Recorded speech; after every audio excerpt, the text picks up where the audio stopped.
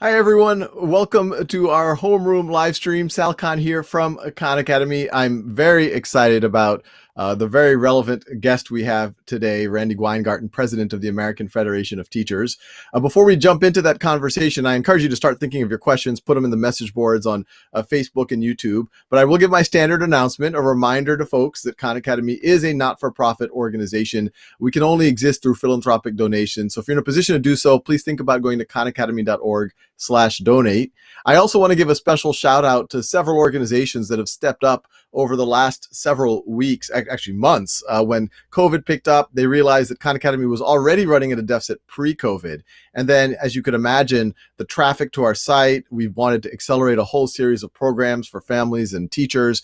So our deficit has only increased, but these organizations really stepped up and helped close some of that. Special thanks to Bank of America, Google.org, AT&T, Fastly, Novartis, and actually the Amgen Foundation, and many of the other supporters, both organizations, foundations, corporations, and individuals who make all of this possible. So if you're in a position to do so, please think about donating.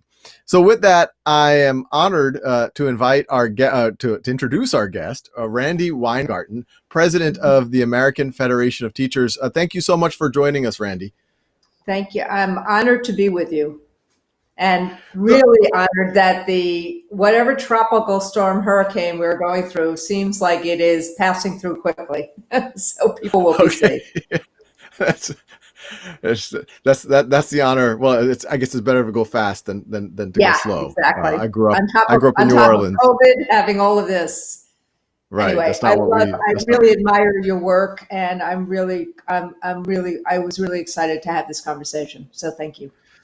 No, likewise. And clearly, the hurricane is only one thing that's going on in everyone's lives right now. As you just mentioned, COVID, and obviously something that you've been very central in is the conversation around how schools could reopen and what are the supports we need.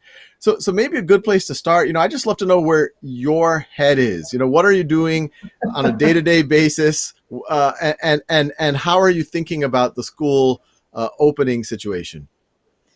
So thank you for asking the question that way. So, I mean, my head is kind of bursting all the time right now, because this would be hard regardless. If you had good leadership in the country, this would be hard. With leadership that is incompetent and still denying COVID exists, it makes it almost impossible to try to figure out how to get people the right information, the science-based information, and how to keep communities safe.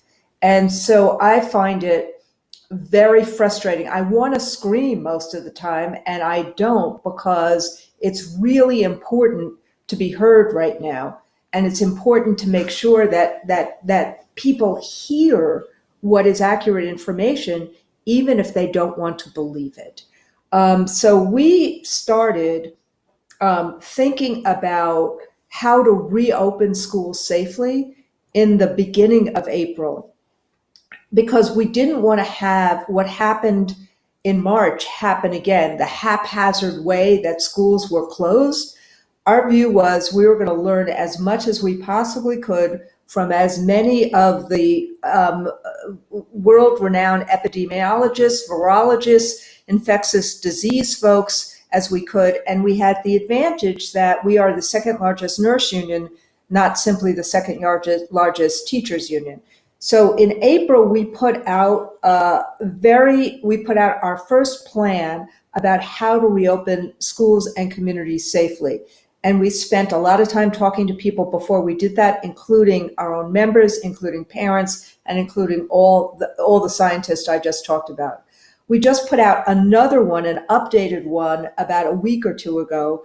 But frankly, even though we know a lot more about the virus, the safeguards are basically the same. You have to contain the virus in a region. You have to maintain that containment by testing, tracing, and isolation. You have to have the school safeguards that would prevent a virus from spreading in the school, which includes 6 feet of physical distancing and masks, cleaning and ventilation. And that's on top of reasonably accommodating those who are high risk and obviously washing our hands. And you have to actually have a way to pay for that.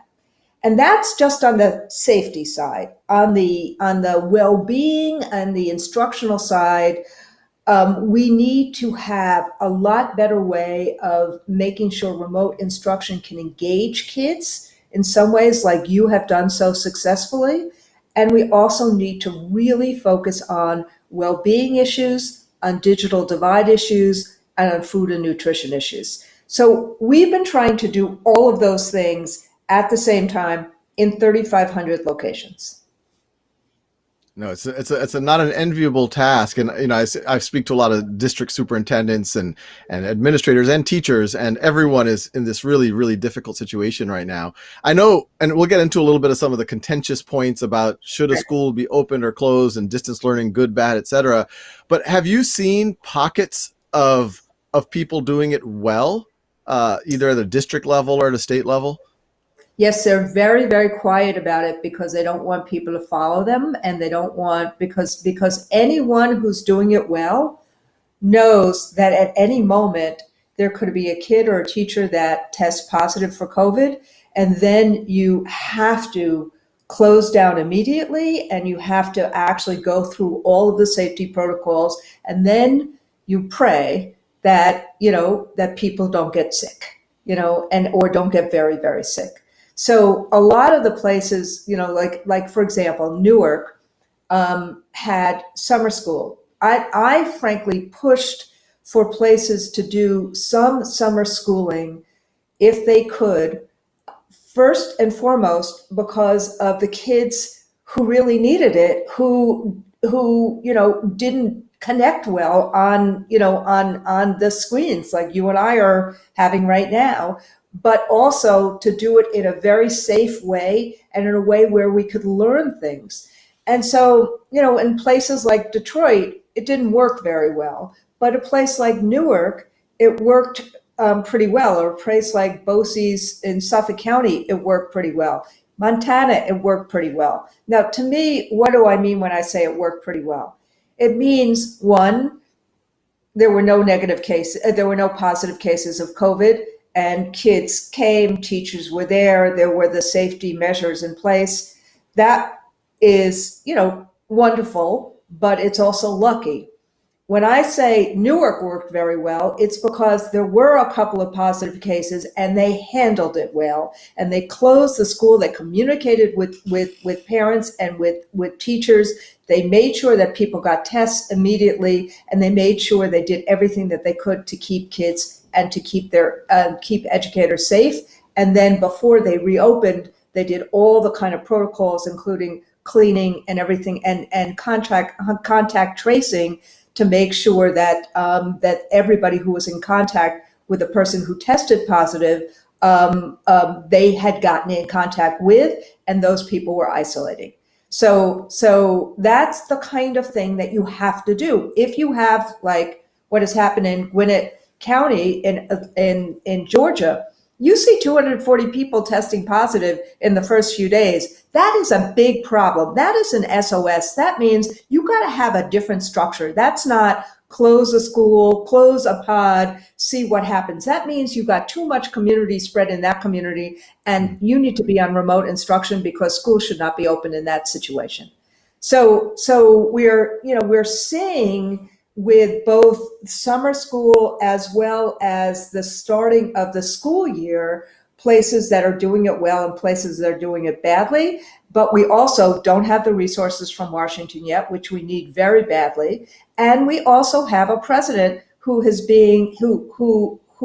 breeding chaos instead of responsibility. This is the moment that you need to be really responsible, not chaotic. And his recklessness is actually hurting things. I'll give you one example. In June, we polled our members. And remember, this is before you saw this huge escalation in the South and Southwest.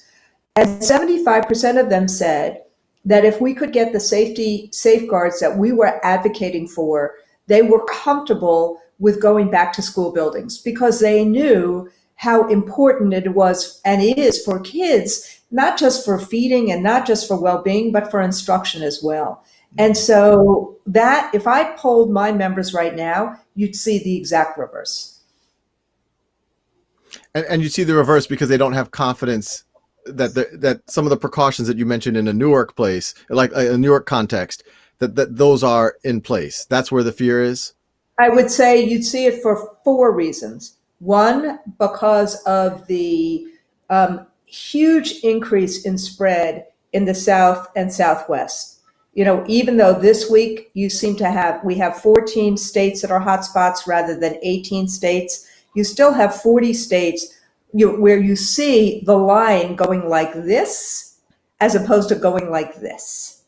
That is no, and that's number one. Number two, you have a president who is a denier. So yesterday he got on TV and said everything is going well, even though Dr. Birx the day before said that that things are really not my words, not her words. Her words were things were really spreading very extensively.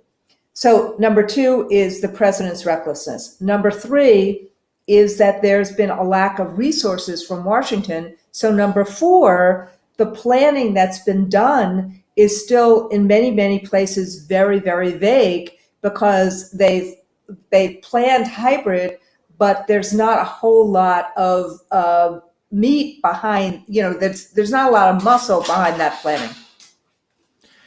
If I'm understanding you correctly, I mean, it makes a lot of sense. I'm just trying to think through it logically. If you're in a part of the country that has low community spread, it can have some spread, but low community spread, but it seems like it's in control, then open up in a very careful way, have your contact tracing, have the social distancing, have the ventilation, and keep track. And as soon as the contact tracing traces contacts within a school, you do have to shut down, which makes all the sense in the world. And in places where you have high community spread, there's no point in trying to be physical because you're very quickly going to trigger a situation and you're going to just exacerbate the scenario.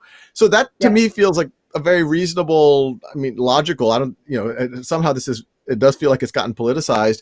When you look at the media, it seems like there's these kind of polar camps. One is, kind of open schools no matter what, and one is don't open schools no matter what. And I'm definitely not hearing that from you.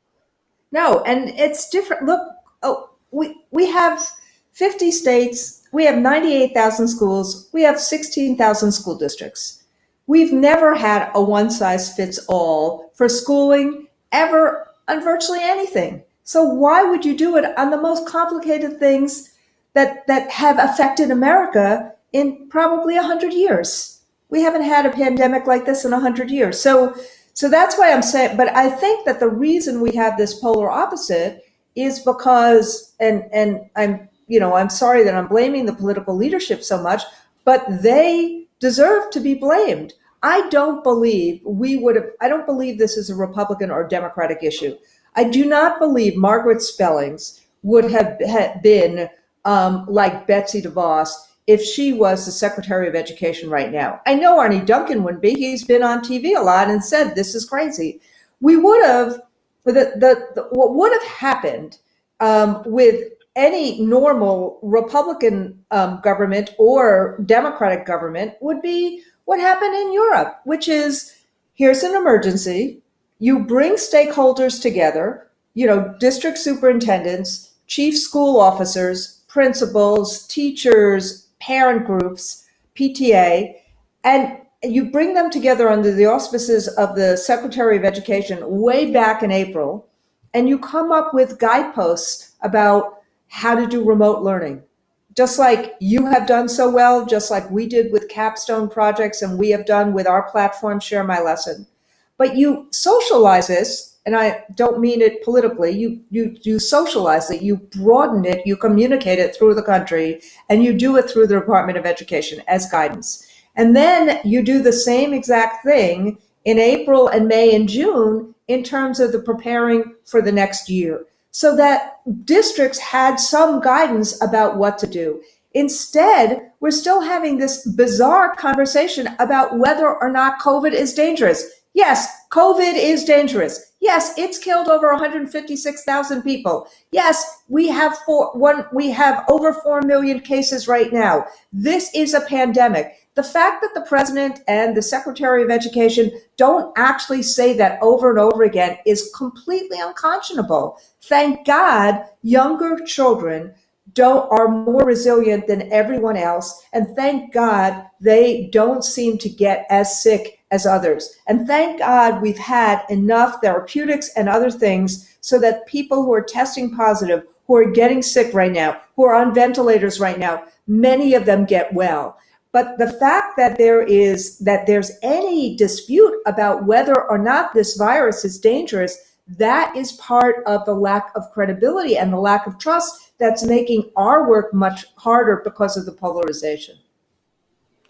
No, I mean, this is incredibly difficult I could imagine. A couple of questions. I definitely want to get to the instructional side of things and how can teachers and families navigate this. There's a ton of questions that are coming in through social media. But just to stay on this kind of the logistics question and also to kind of understand how this might play out. I've also heard alternative solutions. You touched on this notion that potentially your 5, 6, 7, maybe 8-year-olds don't necessarily spread the virus or spread it as much. Are there hybrid cases where we bring those kids back? In the tuberculosis epidemic almost 100 years ago, people did things like outdoor schooling. Are things like that on the table? And then the second part of my question is, they should be. But what's happened is this political reality that many mayors face, that schools have been used as childcare. And instead of actually having side-by-side childcare, that's absolutely essential as well right now. And where, kids could have done remote education while they were in childcare. But schools are not childcare. Schools are schools. And so part of this is that schools are used in normal times for many purposes. Yes, they are central to community. Yes, they are about empowering kids. Yes, they need to be equitable. Yes, we need to make them excellent for all. But they are basically used. They are relied on for so many communal purposes, and that's part of the problem right now. So I do think if we looked at the research today, what we would be doing is what Israel did in terms of its second take at it, which is you would first off, you have to have professional development, which hasn't happened. I'm lifting up the Massachusetts example because I think them pulling together 2 weeks of professional development for their teachers at the beginning of this year to really think through how to use remote, how to use hybrid, how to instruct kids, because it's really different. As you know, instructing kids through a camera is very different than instructing kids personally. It's a different art, it's a different engagement, it's really different, and it takes different skills, and you have to do things differently. So having that kind of knowledge and professional development is very, very important. The second piece that's important is really trying to have professional development about where kids are right now, because the anxiety level is huge, particularly in communities that have been most affected. COVID affects people who are Black and brown more than it affects people who are white. It affects people who are poor more than it affects people who are not. And so we have to be mindful of the agita that is and the anxiety. The same is true in terms of unemployment. Unemployment has affected people who are Black and brown more than it's affected people who are white. And the same is true in terms of all the reckoning that we're doing right now in terms of racial injustice. So you have three kind of crises that have careened into each other. And so the well-being issues and how we address that with our kids are really, really important. So you have to have that professional development. But the second piece to your question, Sal, which is really important, is that knowing full well that younger kids seem to have more resilience even though they can spread more, they're seen, even though there's studies that say that they are carriers, they have more resilience, you can actually start having smaller hybrid models or smaller pods of 12 kids or so with a teacher, and do it with young kids. And that seems like it's been more successful both in Denmark, now in Israel, and in Germany. So why don't we learn from that and bring the younger kids in that kind of way, and keep the older kids either on hybrid or slowly have outdoor schools with group sessions and things like that. So what you just said sounds very, very reasonable. I'm actually not getting this nuance when I read newspaper articles, when I'm watching the news.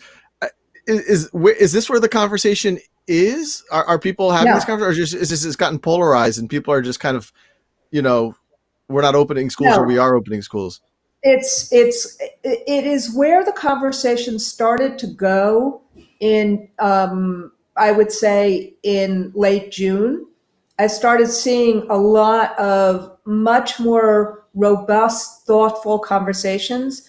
But throughout July, since Trump did his recklessness, you have basically, he interjected himself in this, and you have basically the huge polarization as a result of it. Because all those, Trumpster governors, like the one in Georgia and the one in Florida and Arizona, are not going to do a thing that he doesn't like. And so they, instead of being much more nuanced about what we need to do to actually help schools, uh, to help open school buildings responsibly and gradually in a way that helps children and doesn't endanger children and teachers, you would be doing it the way I just talked about. But if the goal is that you have to get kids into schools in a sardine-like way because their parents need to go to work, or the goal is you need to do this because you want to see the employment numbers go up, or your goal is just to create a divide because you think the teachers unions are going one way, so you want to show parents you're going to go another way, and you're doing it politically. So if those are all your goals, you get to where you've gotten to right now, which is chaos. If your goal is how do we actually help, knowing full well we're in a pandemic, get kids back to school safely in a way that doesn't endanger kids and teachers, you would be starting with professional development, remote, and slowly bring kids in, using younger kids and special needs kids first, because there seems to be much less transmission for those kids. And they probably need the physical experience the most, to your point, Yes, especially that too. special needs kids. There's so many questions I want to get to on the instruction and professional development side that you referred, but just one last question on just kind of how this is going to play out, I guess you could say logistically or politically, over the next 2-3 weeks as we get into the meat of back to school. What is your prediction? I mean, it sounds like you're not holding your breath that great things are going to happen in some of the states that are going to kind of open and mm-hmm. I guess pretend that things are normal. But are you seeing pockets where there's hope? I mean, you mentioned Massachusetts, is Newark. What do you think is going to look like? If we were to have this conversation in a month, what's our postmortem of the back to school season? So if you asked me a month ago, I was much more optimistic than I am right now. I'm, and every time the president tweets some foolishness, I'm much less optimistic because it creates the polarization rather than having the conversation. They're useless. DeVos is useless. There's no guidance from her. We haven't had the resources that we need, and we know states are still laying people off, and they have had 20% budget cuts, and we need millions and millions of dollars for PPE and cleaning and all of this stuff. So, I feel as I'm glad that they're negotiating this week, but we need the resources from Washington, and we need Trump and DeVos to shut their mouths. If that happened, I would say that you'd see a lot of places starting on remote. I think that unfortunately, because of the lack of resources and because of the COVID increase, you're going to see a lot of places starting on remote education. And then, slowly, with the professional development, with tackling the virus, you'll start seeing school districts bring in the most at-risk kids in a hybrid fashion. I think that this notion that they were going to start with every single child back on the day after Labor Day, and that would be, and they were going to be able to do that. Every school district that has attempted to do that initially is now rolling back their plans. And obviously, when you read And part of it, let me just say, so part of it is what has happened in Gwinnett County in Alabama and in Georgia, and what's happened in Indiana, and also what's happened in terms of summer schools. Summer school places did some of this very slowly, and a couple of places did it well, like Newark, and a couple of places like Detroit, had real outbreaks, and there was real consternation as a result of it. And when I say Newark did it well, I mean, there's places like Bosse's on Eastern Long Island, where Knockwood, they had summer school, they had a very small summer school, they didn't have a case of COVID, they didn't have a positive case. That, I would say that's luck, because when I say Newark did it well, it's because if you have a positive case, it's a matter of how you deal with it, how you create trust, and how you actually do the work you have to do to shut down the school, make sure it's communicated that there's a positive case, make sure you make sure that you do the contact tracing so that you isolate everybody who was in contact with that person. And Newark did that well, and it created some credibility. But think about what's going on. We spent all this time talking about logistics and how little time talking about what we need to do in terms of instruction, whether it's hybrid or whether it's remote. No, absolutely. And one last question on the logistics, because the instruction is at least as important in this world. Obviously, when you read the headlines, especially over the last few weeks, this notion of potential strikes have at least been surfaced.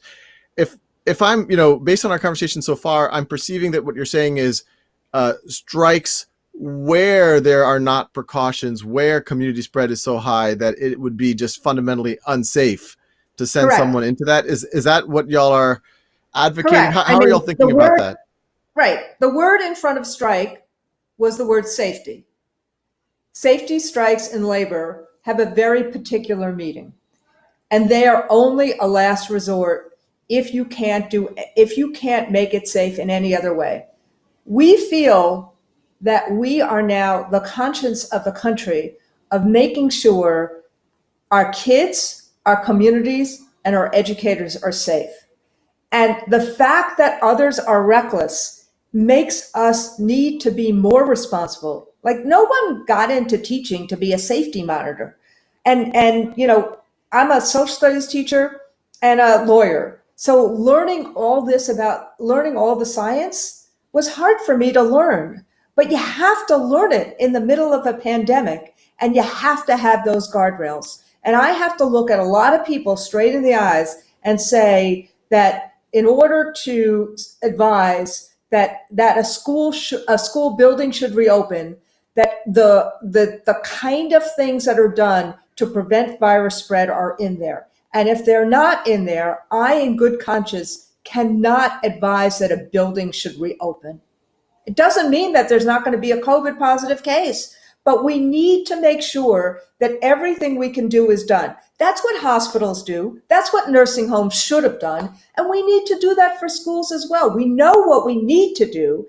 Yes, it's a logistical challenge, but if others refuse to do it, that's why you have unions. That's why you have collective bargaining. That's why you have collective goodwill. Sometimes you have to take the moral responsibility to make sure that things are safe for people. Right. It is boiled down to kind of the most fundamental purpose of unions, which is workplace safety. Right. which, and this isn't some blanket statement that, no school openings at all. It's only when it is No, unsafe. There's exactly. And frankly, that's why even at our convention last week, somebody raised that motion. We had a virtual convention, we had resolutions, and there were 2 or 3 resolutions where people tagged on a motion that says we will not reopen schools unless the virus rate is 0 or unless there is a vaccine. And those motions were rejected by my membership. We know that there is not a zero risk situation here. We know that it's that kids need in-school schooling. Teachers would tell you that, pre-pandemic, they would have said, we need to see our kids, we need to have smaller class sizes, and remote instruction doesn't work very well. SALCON notwithstanding. That's what people would have said. Now they'll say it even more. But it has to be safe, because if it's not safe, then what ends up happening is a school outbreak could end up reinfecting an entire community. And so places like New York and New Jersey and Connecticut that went through those sacrifices, the businesses that didn't reopen early, why would we put them through this again after all the work that they have done? We have to educate our kids, but we have to make it safe. No, that makes sense. I mean, my wife and I were talking about it. She's a physician, and even she works for the county hospital.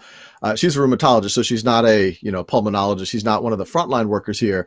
But for the rheumatologists there too, they're making sure that they have all the PPE.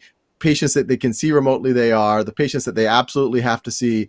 The precautions are incredible that they're taking with the monitoring, the temperature checks, the PPE, et cetera. And then, if you didn't have those, my wife did not have those precautions as a healthcare professional, I would not encourage her to show up. Our mother-in-law lives with us. I mean, it's just for the safety of the community. I mean, going into the instructional side, which as we've both been alluding to, we've been so focused on logistics, the whole world has, that the teacher training, the PD days, et cetera. There's a lot of questions coming in. I'll try to give a synopsis of some of them. This is a question from a teacher on Facebook. Randi, will remote learning make teachers obsolete? Will it damage the profession? And then from Facebook, Sarah Jabeen is asking, what kind of student engagement through remote learning is actually working? So what does good distance learning look like? I mean, even you were very kind when you said Khan Academy, but I think it's working, even Khan Academy in certain places. And I think some places it's not working optimally because they're not getting enough supports. The teachers aren't getting enough support. So I'd love your frame on, what should that professional development look like for teachers? Right. What does at least decent distance learning look like? So, all kids are different and all ages are different. So again, there's not a one size fits all in terms of distance learning. But for the teacher who raised that question, I think that the pandemic has now proven that distance learning is a supplement, not a substitute for in-person teaching and learning. That, the alchemy that happens in a class, the engagement in person is really, really important for kids. But it can be a supplement. And ultimately, right now, I see this year as a bridge year. We're in the middle of a pandemic, just like with TB, just like with the Spanish flu of 100 years ago, just like with polio. We have to take these things seriously, and then we have to help kids feel confident that they will be able to achieve regardless. And then as these things subside, or we get a vaccine, or we get therapeutics, like in AIDS, we don't have a vaccine in AIDS, but we have therapeutics, we're able, you can see what has happened in terms of the LGBTQ community, in terms of what happened in the aftermath of having the therapeutics, in the late 80s, early 90s. What I think we have to do in terms of instruction, this is what I've seen work. And frankly, it's just from talking to people who have done it over the course of the last several months. Number one, we have to be mindful of how much screen time people have. We also have to make sure that there's real group instruction. Asymmetric learning can actually really work, but schedules are really, really important for younger kids. And when I say asynchronous learning can work, high school teachers have said to me that they could actually tape a lesson and then use screen time to reinforce that lesson. You can use time. I'm a big believer in getting some tents up and having some open air classrooms in parks in September and October, and doing small group instruction that way. Just like some parents in well-off communities are thinking about hiring a teacher and doing a pod in that way. But what for younger kids, direct instruction like this may work, but you cannot be on a screen for more than 45 minutes at any particular time. Kids have to be off the screen. They have to be able to engage in their own kind of learning, and we have to figure out how we get kids together in some way, form, or fashion to stop the social isolation. In terms of older kids, I think you flip it. You can actually do direct instruction asynchronistically if you want to. You can, just like with college kids, you can tape a lecture, but then you really need the group work to reinforce or to create some alchemy. And that's, but just like you have done so much work, Sal, in this, we have Share My Lesson. We have unprecedented numbers of people who have joined Share My Lesson. We make it for free for everyone, for parents, for kids, for teachers. And every day we put tricks of the trade up. The other thing I think is you could do things like using TV. Fox in Washington, D.C. Would have like an hour where it was dedicated every morning to to a different lesson by a different master teacher. You saw that in California as well in the spring. I think that lectures from the masters, finding ways to have really interesting content is going to also be really important. Doing things in a way where families can come together. I love the fact that we had Lin-Manuel at our convention. I love that Disney decided to put that on, on air around July 4th weekend, having a family watch Hamilton, and then you doing some kind of group instruction follow-up, and you could do it with the whole family. You make it a family enterprise as opposed to kids being isolated. Or you can do what some families have done this summer, which is they have a pod in the backyard, or you could do it in the middle of in a housing project, in the middle of the lawn, in the middle of the housing project. So we need to really kind of think about different ways of getting together, having that engagement, using the screen for certain things and reinforcement for other things, on dependent upon pedagogically where kids are. That makes a ton of sense, and rhymes, or in some ways, is exactly what I think when we've been trying to advocate very, very similar things. You can have asynchronous learning, obviously tools like Khan Academy. There's other tools out there where kids can get practice feedback, teachers can monitor, but then the necessity of having some form of whole group synchronous community building. I loved your ideas, especially if you could figure out ways that you could do it in person somehow at a park and smaller groups, but at least have some time. But what I was hearing is, 45, you don't want a stretch of more than 45 minutes on a screen. It's just bad for the eyes and the brain. I think that's true for adults as well. I agree. But obviously just, make sure there's breaks in there, but kids feel like they're part of a community. What is there some baseline recommendation? I've seen, in the spring we saw versions where it's just like, here's a couple of links to some virtual schools that are doing everything asynchronously, which doesn't seem like a great experience based on what you just described, all the way to, I've seen some schools that have been doing everything you just described. What's kind of a minimum viable experience in your mind that at least parents and teachers should strive for?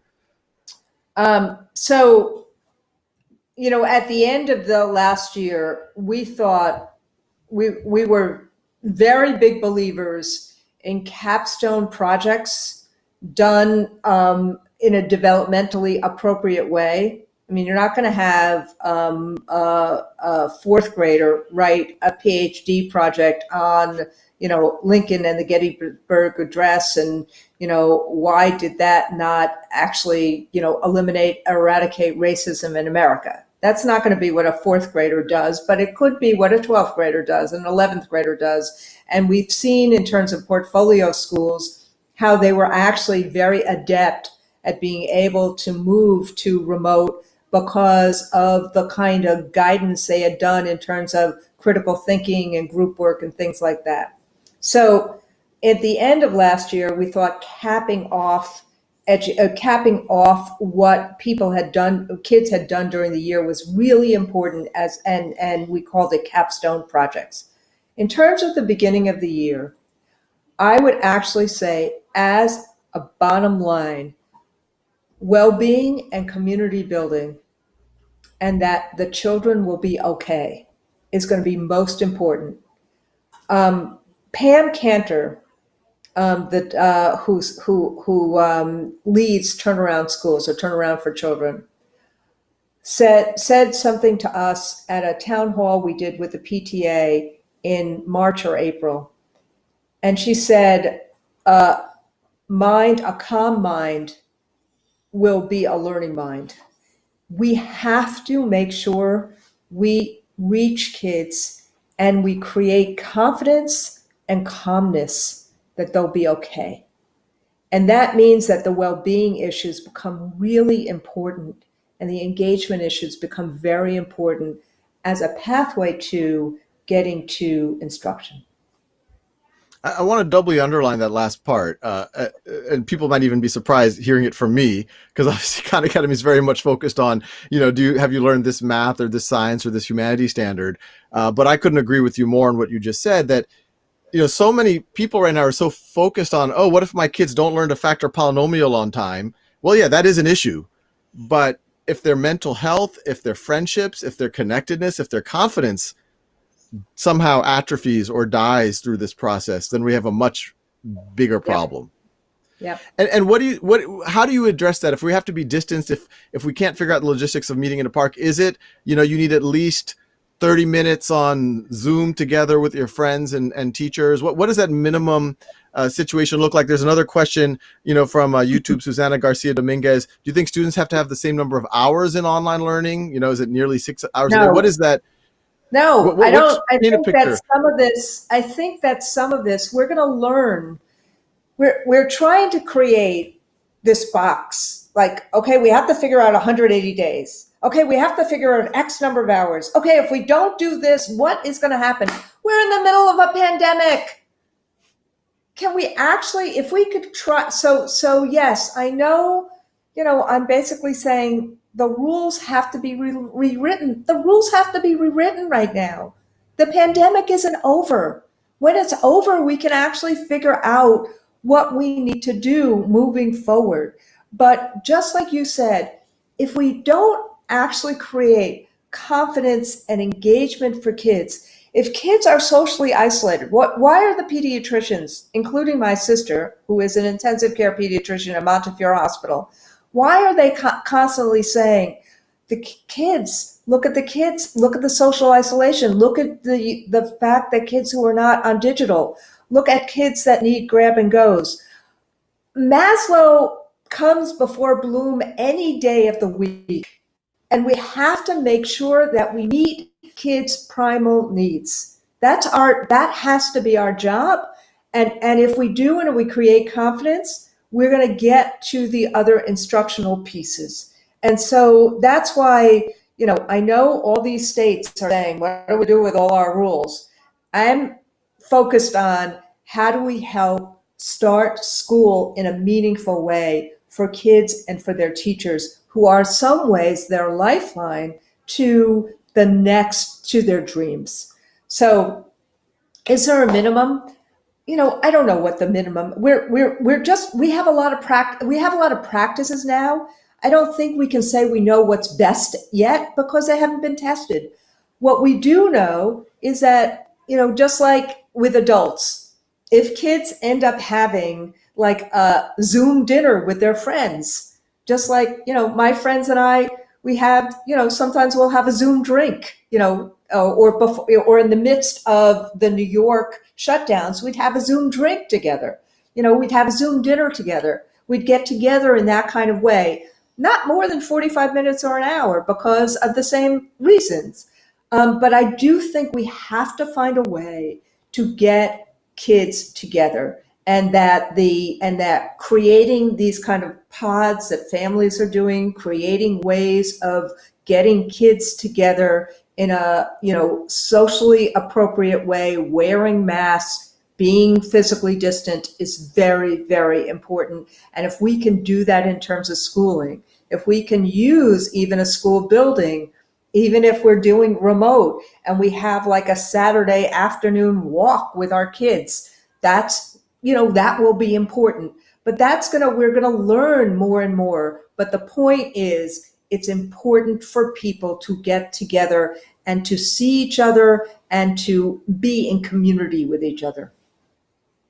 No, couldn't agree more. And the time has gone by way faster than I expected. I could talk to you for another several hours. There's so much I want to learn from you on.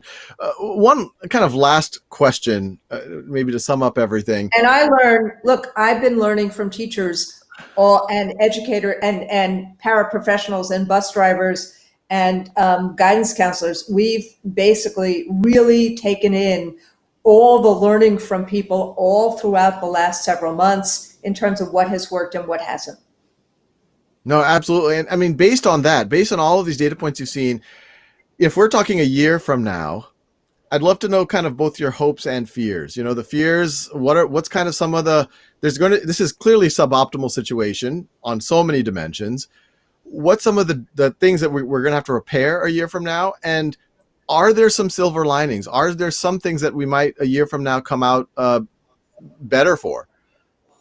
So, I'm an optimist, so I always have to think about a silver lining, even in the midst of these three crises. So number one, we have to fight the pandemic. Truth is very important. Science is very important. And those things, we need leadership that will fight the pandemic. That's number one.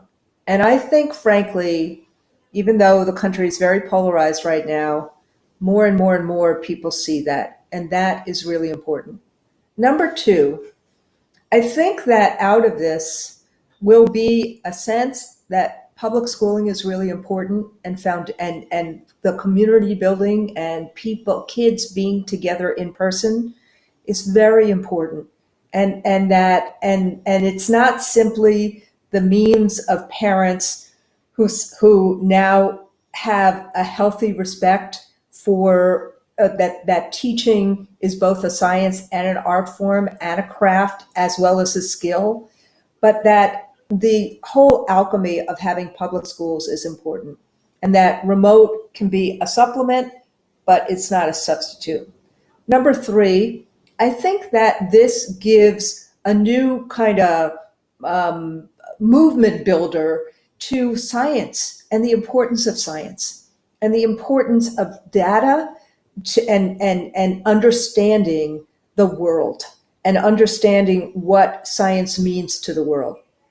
Number four, I think it gives a sense that we have to work on things equitably, that in this pandemic, just like so much else, the people who have gotten really, really hurt are the people who are most at risk in normal situations. And you see it in terms of who's gotten the racial health disparities. You see how racism is really built into so many of our structures in America.